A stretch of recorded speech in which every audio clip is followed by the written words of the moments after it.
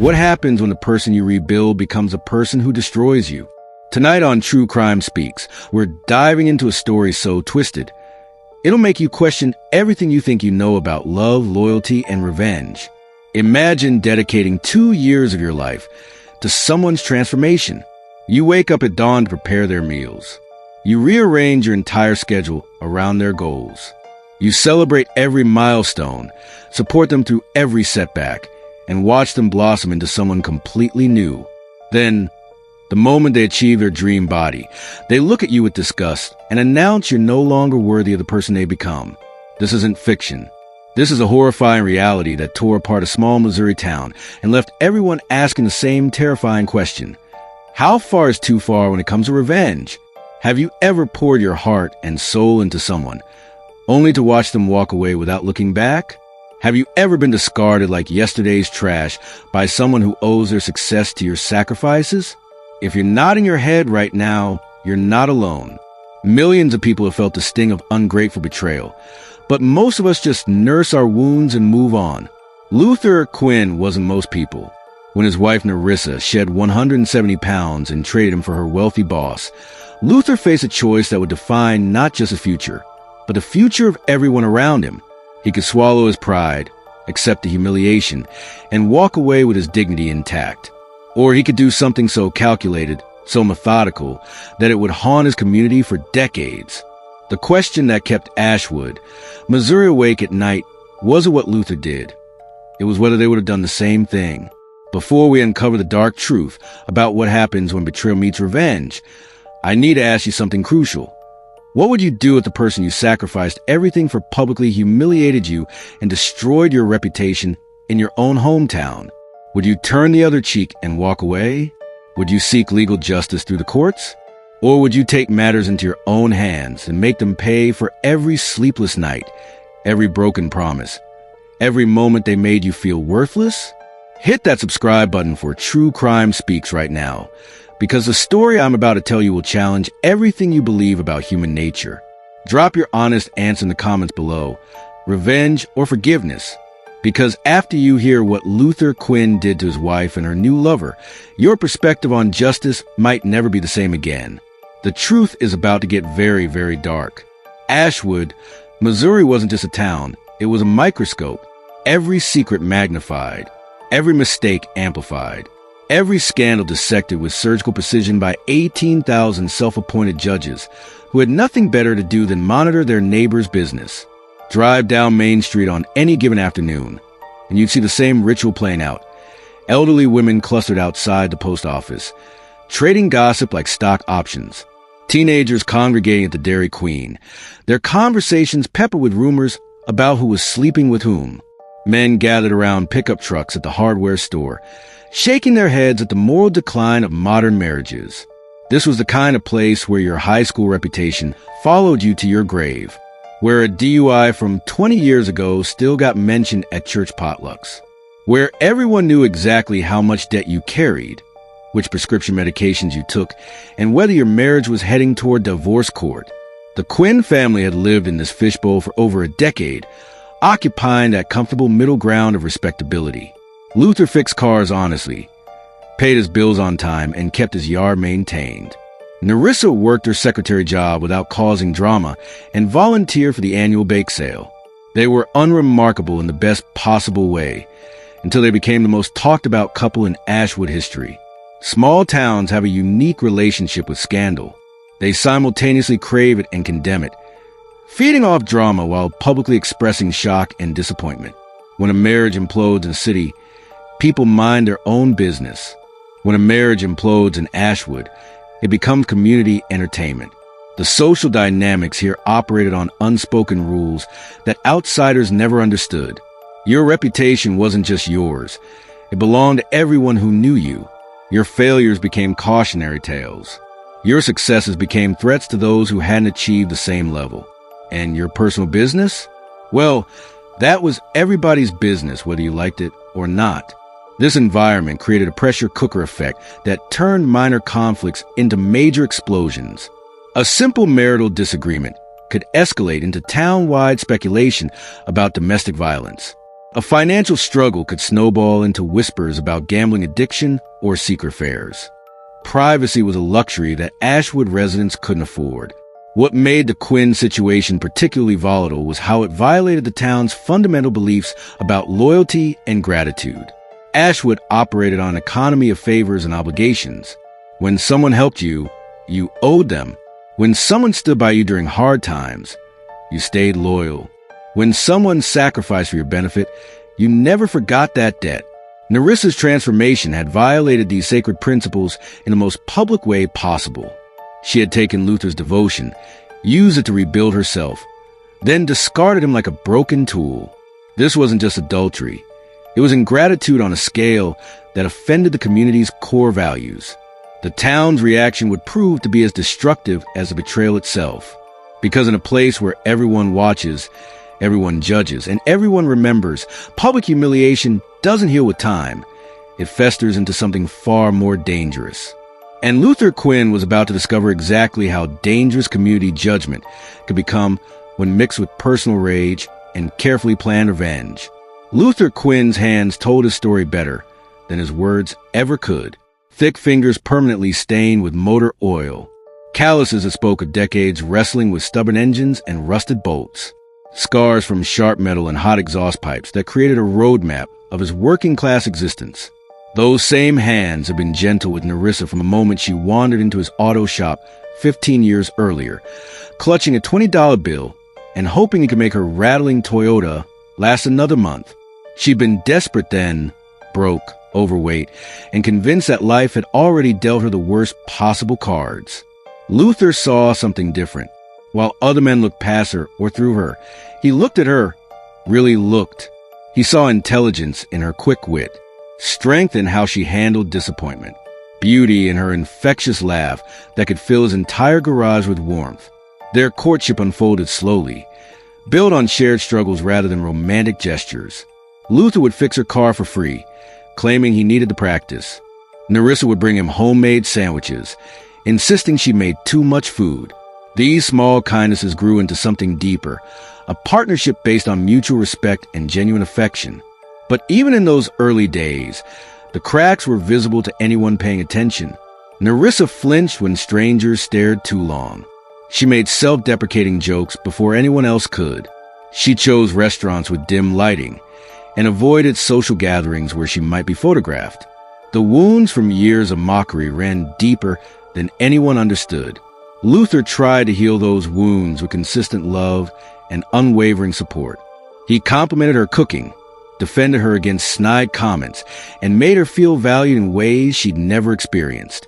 For a while, it worked. Their small house on Rosebud Lane became a sanctuary where Nerissa could forget the cruel world outside and just be happy. They developed routines that cemented their bond. Sunday morning pancakes eaten in comfortable silence.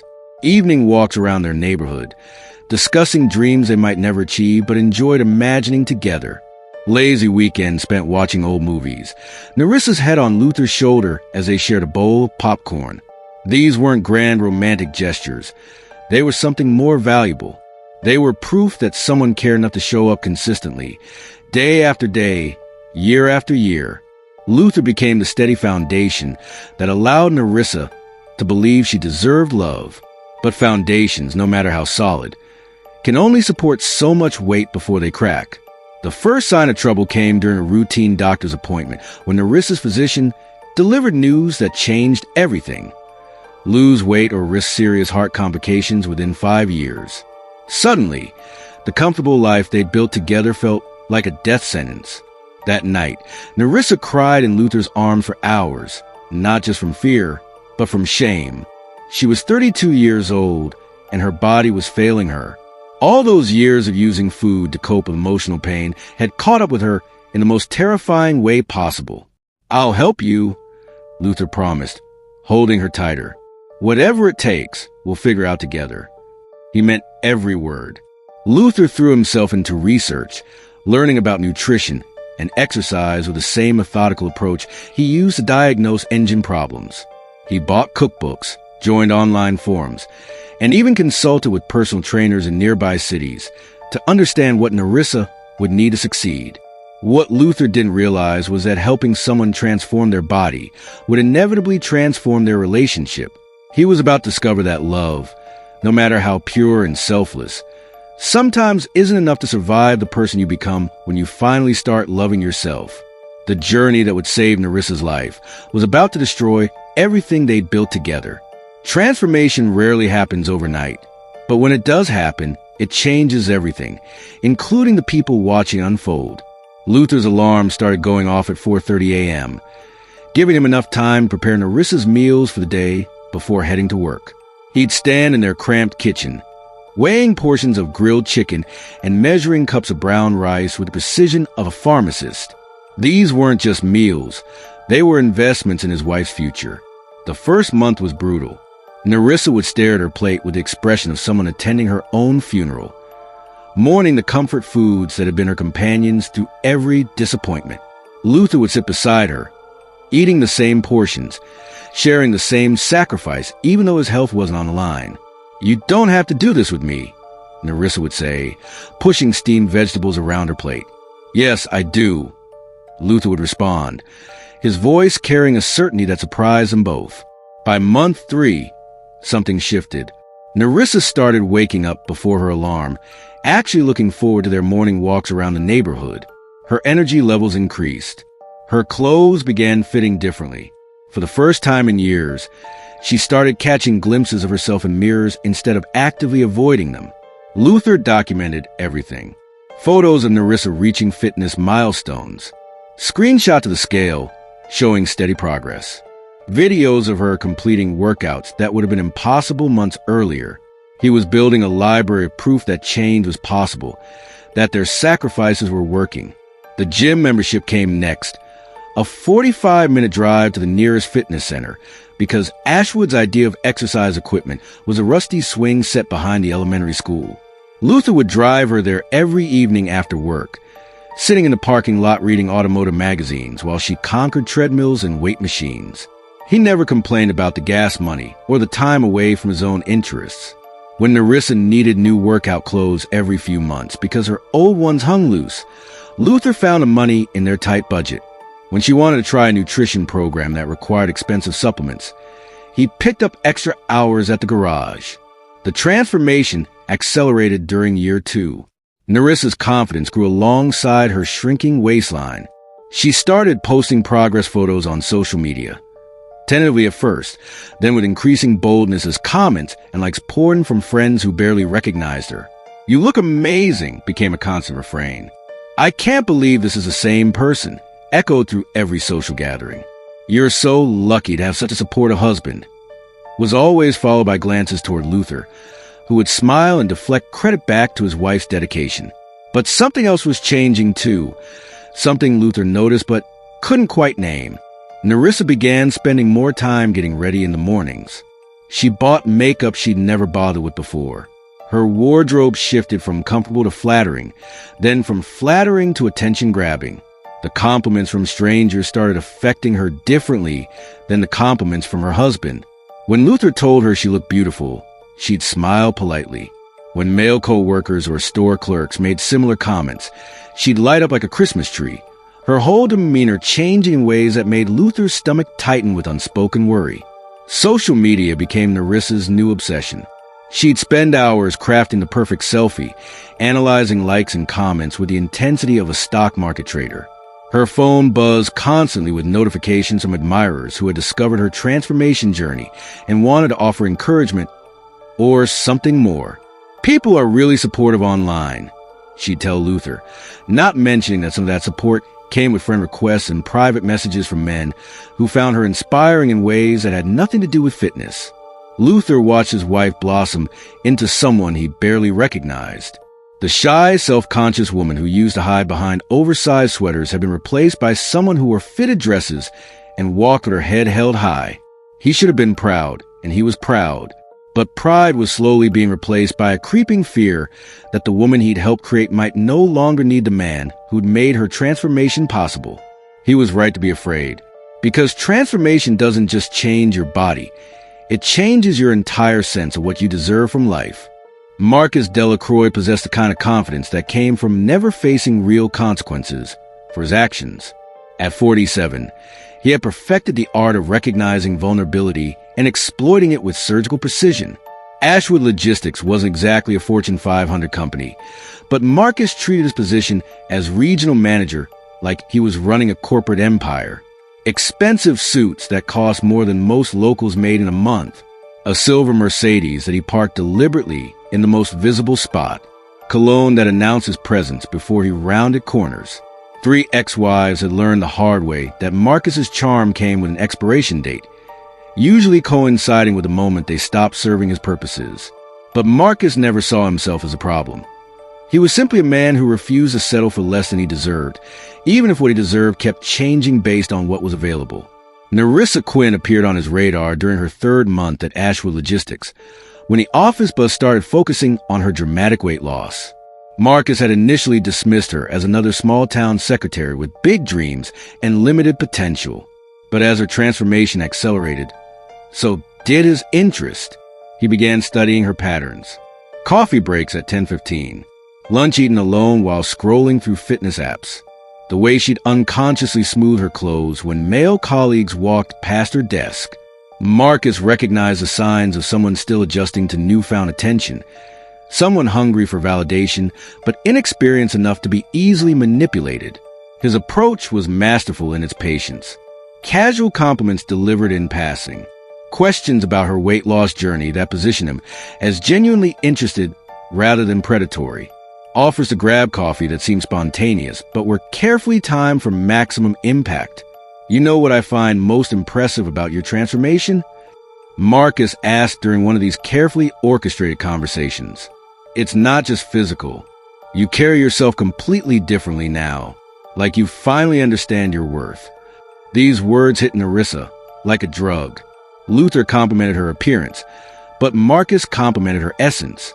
Luther celebrated her dedication, but Marcus celebrated her value as a person. The difference felt revolutionary to someone who had spent decades believing she was invisible. Marcus understood psychology better than most licensed therapists. He knew that people emerging from periods of low self-esteem were particularly susceptible to anyone who made them feel special. He knew that Nerissa's marriage, built on gratitude and stability, couldn't compete with the intoxicating rush of being desired rather than simply loved. The promotion to his personal assistant came with legitimate responsibilities, but also provided cover for increased interaction. Late nights reviewing reports. Business dinners that stretched longer than necessary. Text messages about work projects that gradually became more personal. "Your husband must be so proud," Marcus would say, his tone suggesting that pride wasn't enough. "I hope he understands what a remarkable woman he's married to." These comments planted seeds of doubt that grew in the darkness of Nerissa's insecurities. Did Luther really appreciate her transformation, or was he just being supportive? Did he see her as the new person she'd become, or was he stuck seeing the old version she left behind? Marcus never had to directly criticize Luther. He simply had to make Nerissa question whether her husband truly valued the butterfly she'd become. Affairs don't usually begin with dramatic declarations of love. They start with small compromises, tiny betrayals that feel insignificant until they add up to something unforgivable.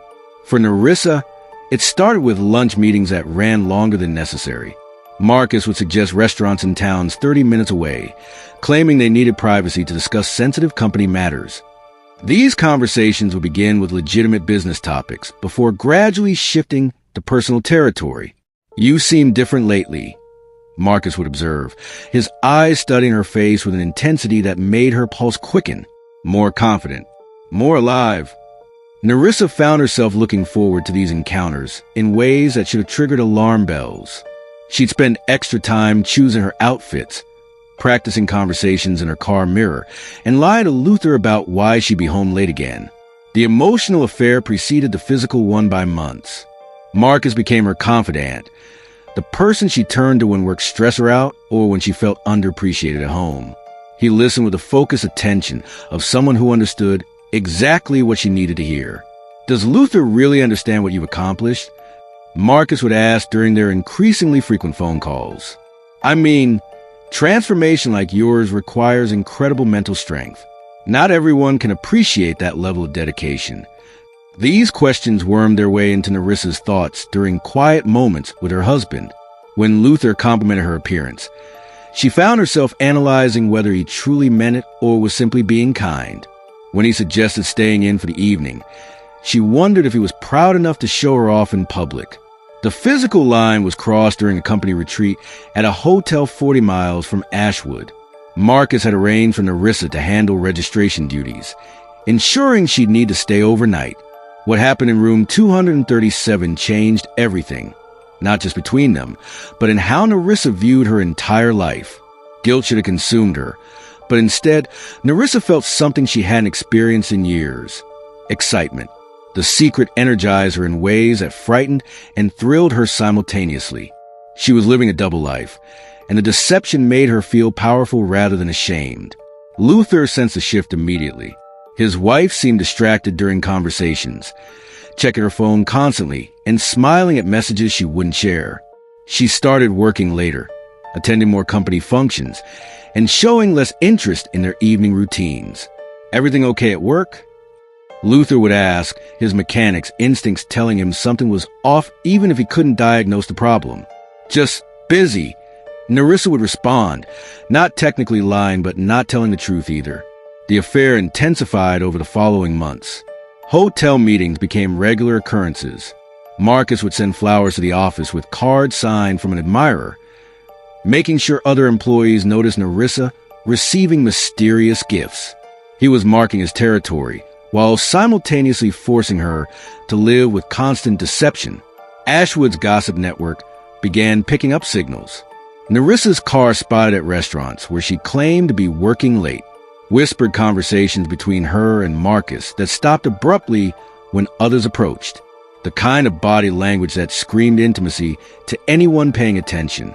The affair was becoming an open secret, known to everyone except the one person who deserved to know the truth. And in a town like Ashwood, that kind of secret never stays buried for long. What True Crime Speaks viewers need to understand is that this wasn't just adultery. It was a systematic dismantling of everything Luther Quinn believed about loyalty, gratitude, and love. Nerissa had a meeting affair with Marcus at the old oak tree at midnight. To her surprise, Luther's best friend appears, threatening to expose her affair. Will she silence him, or will Luther finally learn the truth? Stay tuned for part 2.